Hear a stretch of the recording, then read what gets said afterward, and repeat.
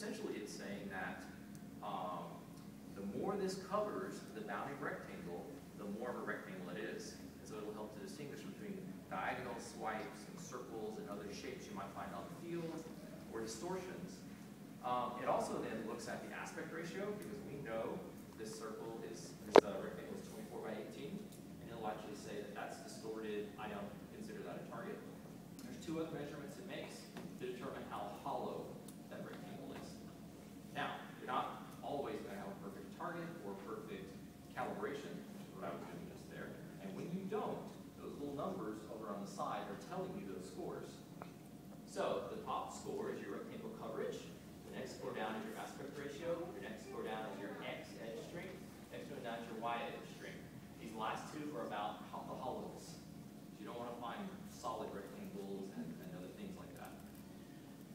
So these scores are telling me, the green ones say that I passed, the orange ones are saying that my score isn't good enough, I'm not passing yet. So this is the part where you can decide whether you fix your target, fix your light, or fix your numbers in order to get your score to all green. I think what I need to do here is again just bump these down a little bit.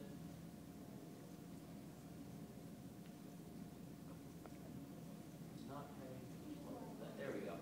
I'll just click on it again. There's a little piece of code that actually reads those pixels back and sets these for me. At this point, it actually is happy with all four scores, and it actually surrounds it inside and outside with a green rectangle to say, I consider this a target, and I'm going to do some additional processing on it.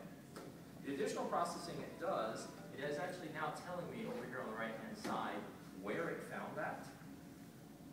It says it considers the center of the screen to be 0, 0, because that's kind of the way your joystick works. And it actually says that it's off to one side it's positive, up to 1, and it's off the other side it's negative. If it's above, it's one direction, if it's below, it's the other direction. And the other kind of cool little thing, if you pay attention to the game today, is it tells you the distance to the target. And it goes into the math of how it does that in the white paper, but essentially it's taking the optics of the camera and just a little bit of trigonometry and some ratios, and it's using the size of that rectangle on the screen compared to the amount the camera to see, the amount that the camera can see, and telling you how far away we are from the rectangle. So I have a tape measure if you want to come compare, see how accurate it is, but that's actually pretty accurate. Any questions on the vision stuff? I will show you the diagram. There's actually two other ways of processing it, by the way. And these are to not use color, but instead just use the brightness of the target. You'll notice that one works as well. And at this point, the color of the light doesn't really matter. I can flip out any other piece I want, or you can use the flashlight. So you might use color, you might use brightness. That's your choice. And then there's another one that's called intensity with an open. An open is what they call a morphological operation that actually fixes some of the pixels on there by doing what's called an erosion and a dilation. And paper goes into that in a little more detail, but the reason you do that is because those nets start to look like another big entity when you go through the process of that. And so this actually makes the nets disappear. It basically dissolves them out of the image. So that's kind of a cool little step. You can, one of the cool things about LabVIEW, we were saying, is that you can open this up and start probing your image processing and looking at your images at different points along the way. So I'm actually going to probe this, bring this on the screen. Now, one of the things you should do when you look at binary images is you need to set the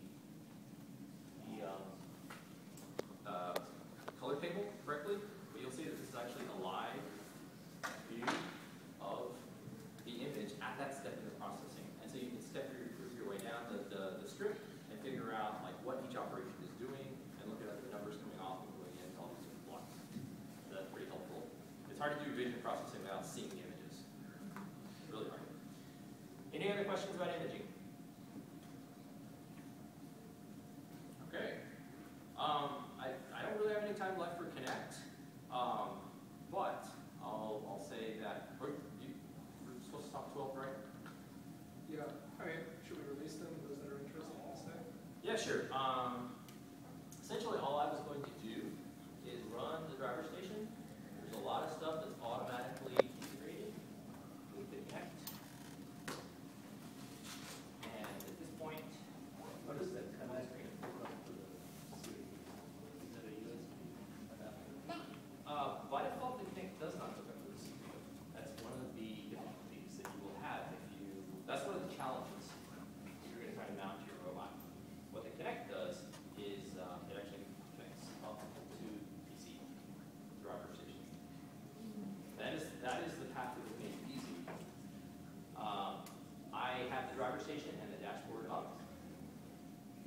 driver station is telling me I have a Kinect.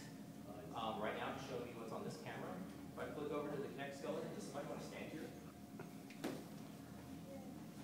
Okay, step back just a little bit. There you go. So that is what it takes to get the Kinect working. If you install all the proper software, you now have the Kinect working. These values here underneath are your joystick values. You have a couple different choices there for how you use those joystick values. You saw them earlier. You'll put your arms out to your side, things like that. You'll actually start to see these sliders move around. And it's documented and it's kind of goofy, but you can learn to drive that way, or you can change it to your satisfaction, because you get all of the control points, all these little green dots come to the robot, and you can do all the math you want, and you can make some really cool driving. So if you want to drive like John Travolta or Michael Jackson or whatever, you can go for that. That's pretty easy. Any questions about the Kinect? About how fast can you poll it for new data? Good question. That really depends a lot on your laptop. Okay. If you have a classmate laptop or a very low-end netbook laptop, you'll be getting somewhere in the 5 to 10 frames a second rate. Another factor, though, is not how fast, but how far in the past it is. Okay. It can be quite a bit of lag there, because there's a lot of processing on the image in order to get this skeleton out, right? And so a somewhat faster laptop, mine isn't the fastest one in the world, but a somewhat faster laptop will make it to where it's almost instantaneous, and it's about like 20 to 30 frames a second. So the Kinect itself far outstrips the processing capability of most laptops. I don't know about most laptops, but yes, it can. It's a lot of processing going on. Again, you've got a Kinect